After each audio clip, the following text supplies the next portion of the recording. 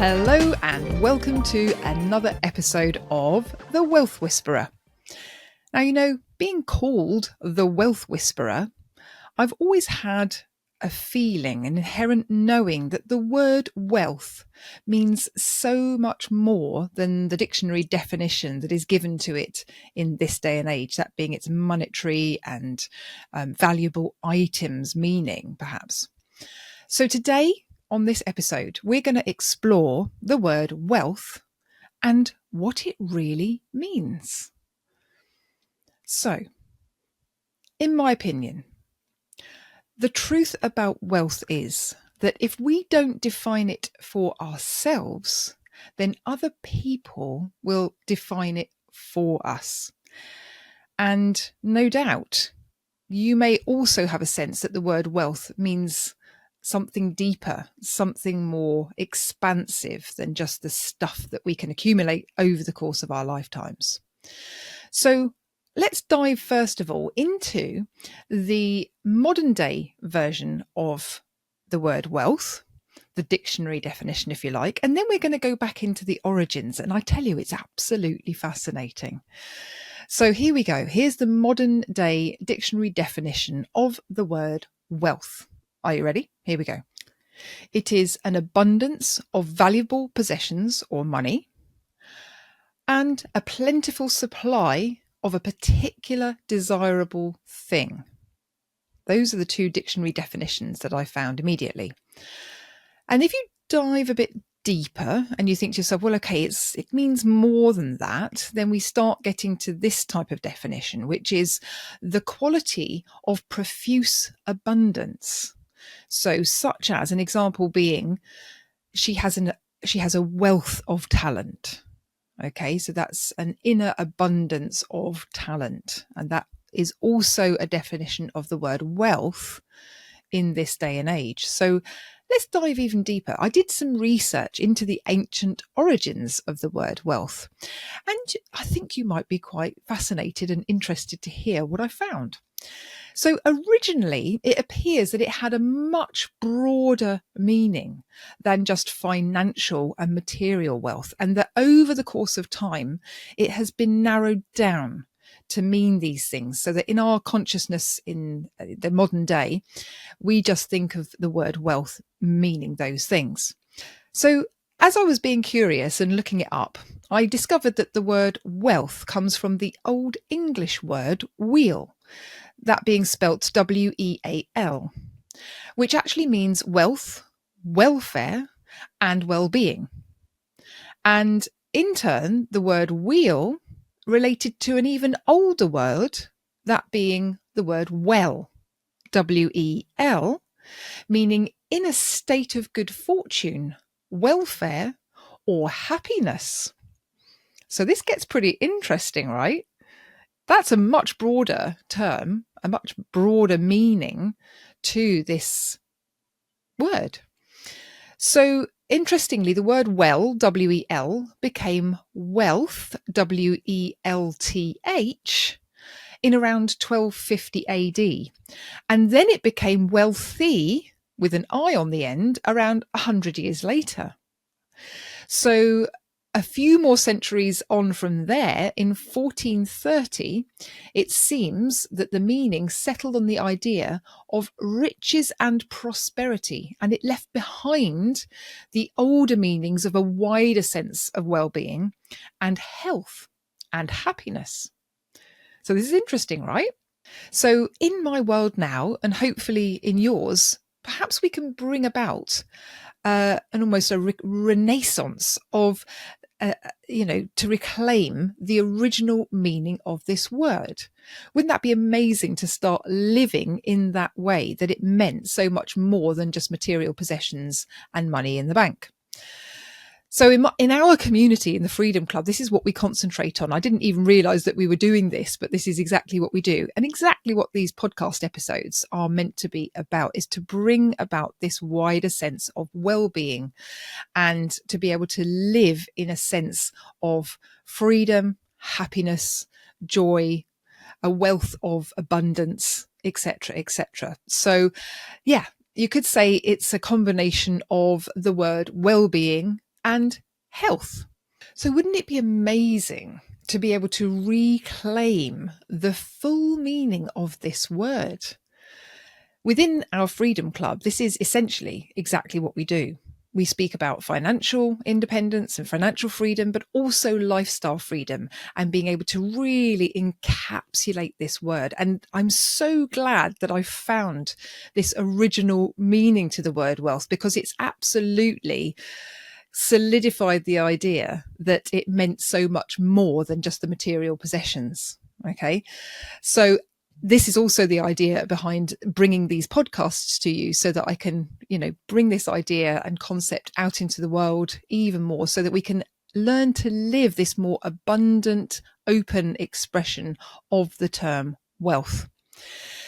So in that case, thinking about it for yourself, like I just said a minute ago, wouldn't it be amazing if you could define your own version of the word wealth? What does wealth mean to you? Just maybe stop and have a think about that after you've listened to this episode, and really determine what wealth means to you and how you're going to incorporate that more into your everyday life.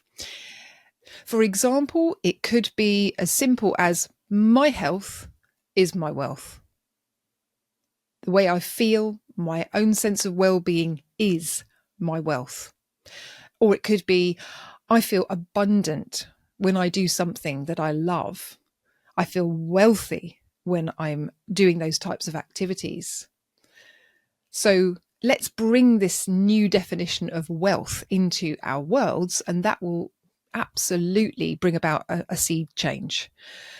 Really, when you look at the crux of it, the word wealth and its inherent traditional meanings means it's basically nothing to do with money, and it has everything to do with feeling good, with feeling love, with feeling joy and happiness. Because what is it about the monetary side of things and the material possessions that is so important? Well, essentially, it's the way that it makes you feel. Okay. It's not the money in and of itself. It's not the possessions in and of themselves. It's the way that they make us feel. So we can absolutely expand that to mean that our definition of wealth is not reliant on the money and the stuff, the items that we can own and possess. In fact, I think that's a very, very, very limited view. So it just opens it up, doesn't it, completely. So I'd love to share a little story with you, which absolutely, for me, encapsulates this idea that you don't have to have riches and money in the bank, huge amounts of money in the bank, and objects that you desire to feel wealthy. In fact, a poor person can still feel wealthy. And this is the story of the Mexican fisherman. So the story goes something like this. There's a Mexican fisherman in his home village, sitting by the harbour, doing his spot of fishing for that day to catch fish for his family for the evening. And a wealthy tourist turns up and starts to chat to him and says, "Oh, I love the fact that you're fishing. Tell me about your day." And the fisherman says, "So I go out in the morning and I do a spot of fishing in my boat, and I catch fish for the fresh fish for the town folk, and I sell that, and that helps me feed my family. And I also do a spot of fishing for my family as well, to be able to eat." And the guy says, "Wow, that's really cool." He said, "What else do you do in the day?" And he said, "Well, in the evening after my day of work and, enjoying my fishing activities, I spend time with my family. I go out and I spend time with friends as well, and just have a really lovely time in the evening until I go to bed. And then I wake up in the next morning. I start my day again. I get to meet people that I love and serve my town folk and have my happy family." And the tourist says to him, "Well, I'm a businessman. And did you know that if you got yourself a second boat and perhaps be able to provide even more for your family?"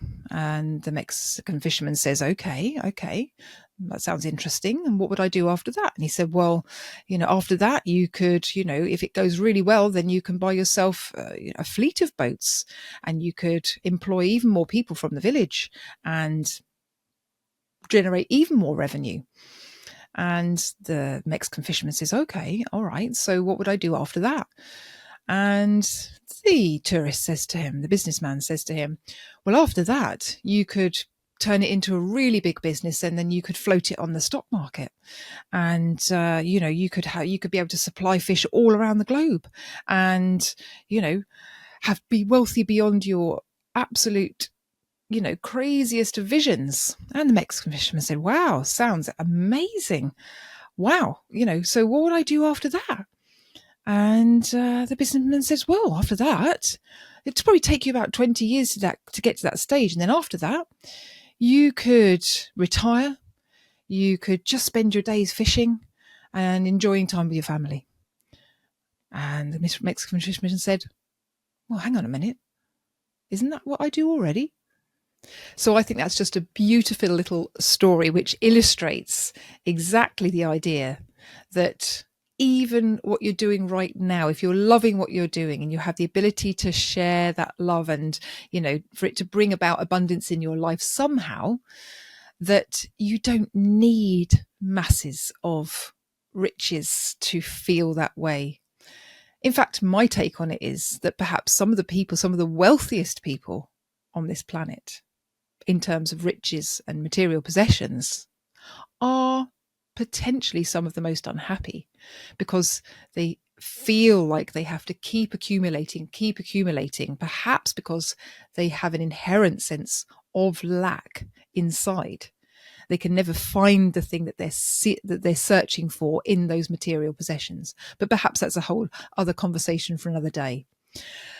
So in essence, my message today is to find your own wealth, to discover what wealth actually means to you, and to live that each and every day.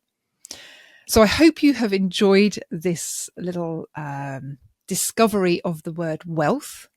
If you're loving these episodes, I would massively appreciate it if you would leave me a little review and a rating in the section below. That would be much appreciated, because not only does that give me a bit of feedback as to how you're finding these episodes, it also helps the algorithm for these messages to go out to a wider audience. And as always, that would be absolutely appreciated. So if you feel that you are able to do that for me today, then that would be great. Thank you very much. And I'll see you on the next episode.